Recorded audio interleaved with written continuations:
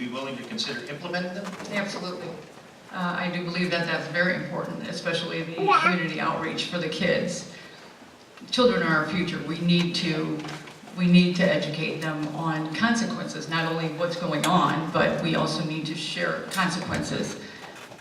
I believe that I can share my personal experiences as well as my professional experiences that I have had in the emergency room and as a field RN. Death scene and paperwork, death certificates, all that, yeah, absolutely. If we can get that streamlined and more efficient, then I am every bit for it. I'm a nurse. Like I said, we're used to new technology, and we're used to going out and talking with patients and talking with people. So I'm adapt to it. I'm accustomed to change. New technology changes every day. With nursing, we always have to do our continuing education. So therefore, I absolutely would be all for that. Very good, thank you. Can you, wait. I'll get used to it on the last question. It's I'll stay up here for the rest of the I'm time. getting used to it myself. Can you briefly explain how drug and alcohol prevention programs are implemented or could be implemented in the coroner's office? Oh, I believe that they absolutely could be implemented.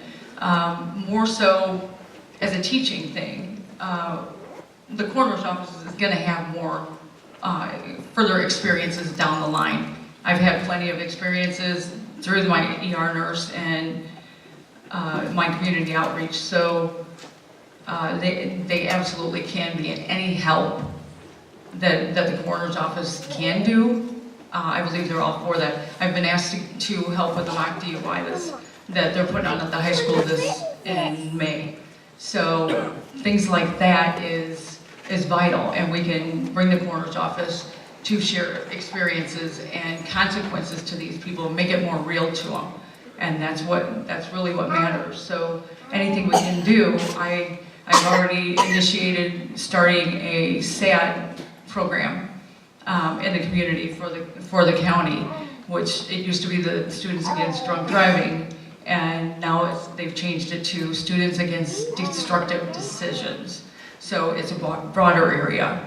So by doing that and keep going into the community, being a coroner is going to, I believe, it'll give you an even stronger voice for the kids when I do go out there. So I've done it, and I will keep doing it. And like I said, I have a personal stake in that too. I really don't want any families to have to go through what I went through.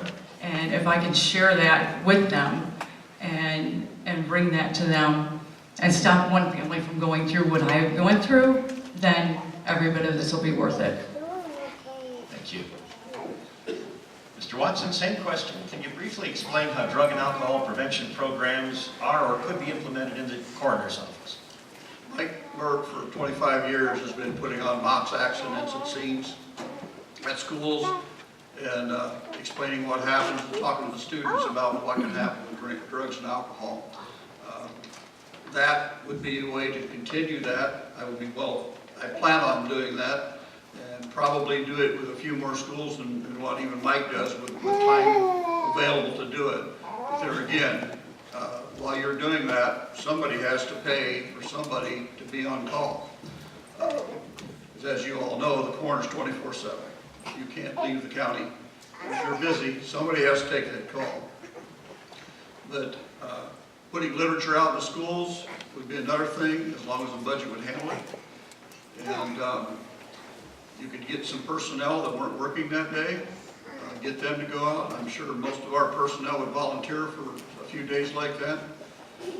But that's the main thing, is contact with the kids, contact with people, and enforce your thoughts and give them statistics to prove what you're telling them.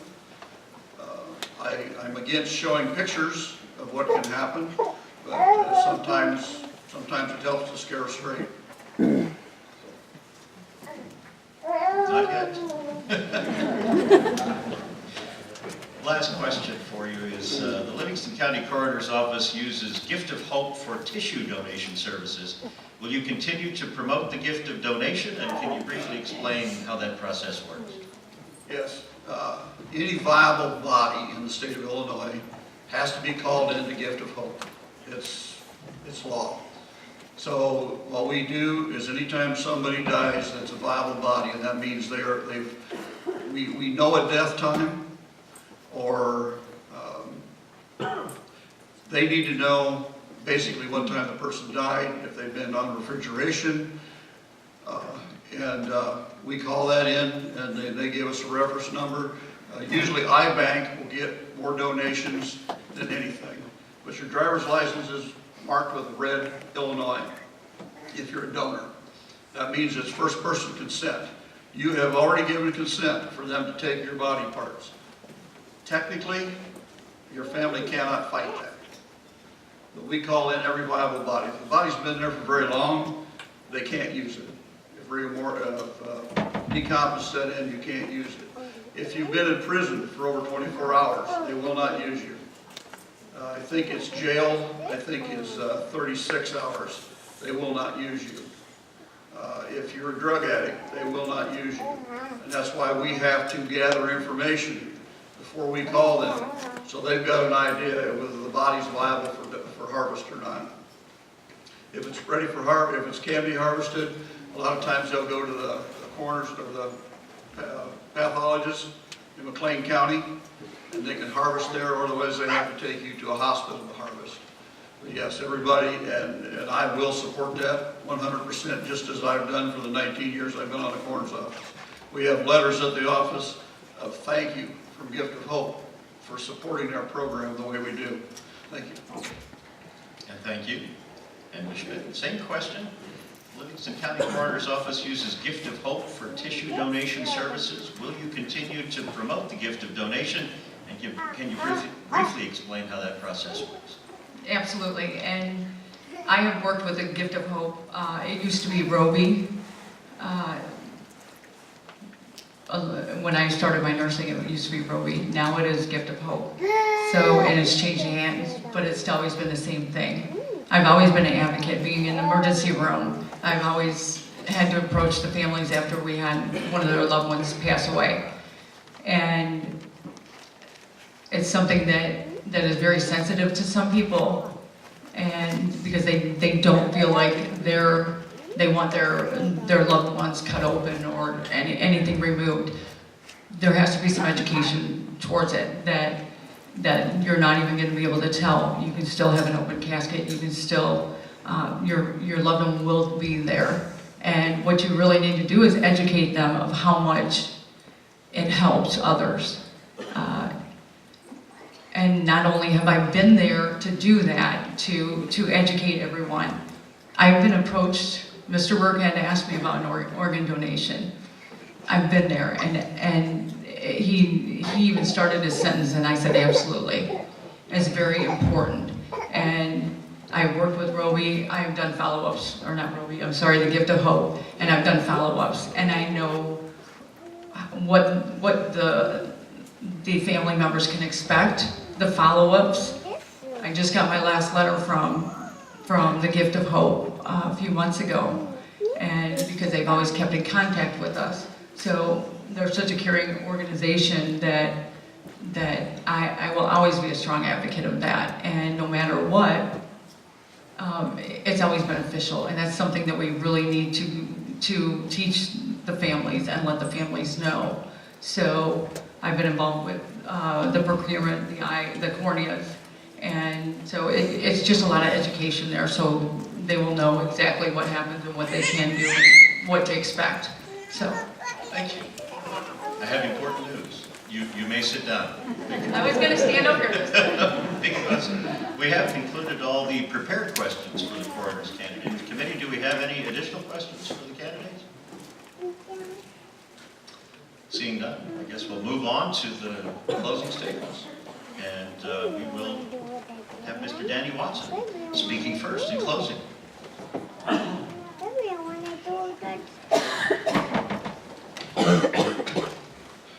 If you elect me to the office of coroner, you'll be getting a trained, experienced investigator in the coroner's office with a combined total of 126 years of training and experience in fields that deal directly with the coroner's office requirements.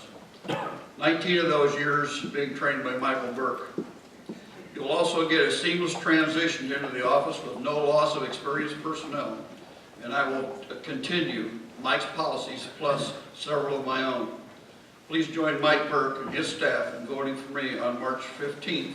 Thank you again for your consideration. If you have any questions, afterwards I'll be around.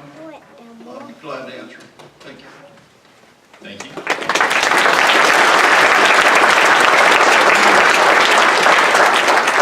Now we'll move on to a closing statement from Ms. Carrie Jo Schmidt.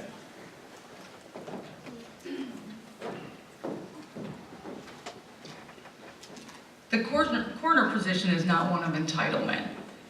No one automatically deserves anything because they hold a title. Voters need to look at the candidates and decide which one they would rather have come into their home and talk to them with understanding, compassion, and empathy if, God forbid, they ever receive the news that their loved one has passed away. You need to look at someone who will be a leader, who has consistently been a leader in the past with the community and our youth. Someone with the passion and the energy to reach out and be involved with the education and the prevention of unnecessary deaths.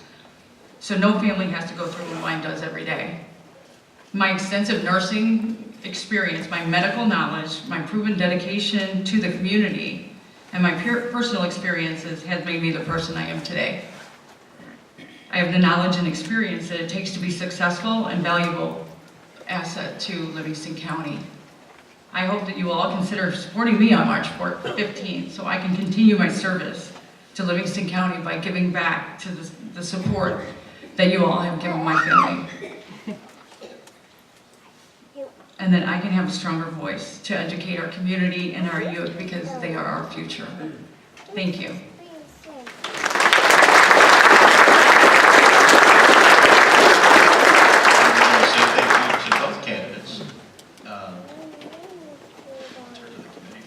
Just a little guidance, just a moment.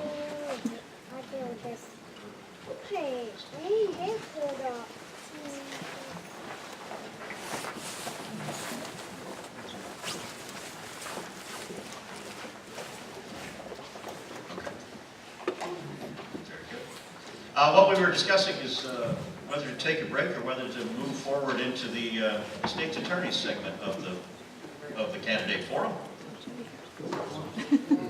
Just a moment. Talk among yourselves.